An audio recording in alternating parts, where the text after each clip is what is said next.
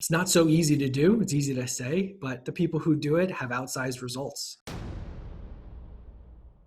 Talking from the junior broker's perspective, obviously our job is to kind of drum up new opportunities, gather information and whatnot. It's like, how do I, find a method to this madness where I'm kind of organizing my outreach efforts, where I'm not just kind of just randomly calling this tenant one day and these people another day. Instead of walking into a listing and trying to figure out what needs to happen, go to the end of the deal. You'll answer a lot of your own questions. When you understand which tenants are most likely to take a certain space based on its attributes and location and size range, given who's active in the market, you should be able to narrow it down really, really well, which will allow you to target appropriate people for the vacancy at the appropriate time. And I think outreach has to happen daily. A good number, I think, is like 200 calls per week, probably, if I had to pick one. It's not so easy to do. It's easy to say, but the people who do it have outsized results, even for their clients. If you go on Google, and everyone's got a listing, so you could just go on Google Earth and just dive onto the building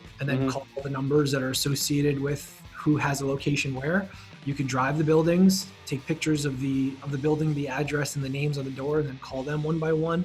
I'm not going to say it's like the fastest thing ever, but that's just what has to happen until you have a really good grasp of that submarket in that area, and it'll become kind of second nature over time, and it won't feel like you're starting from scratch. Another really good way to find tenants is if you have access to OMs and you can reach out to those groups and it's not a conflict or anything like that.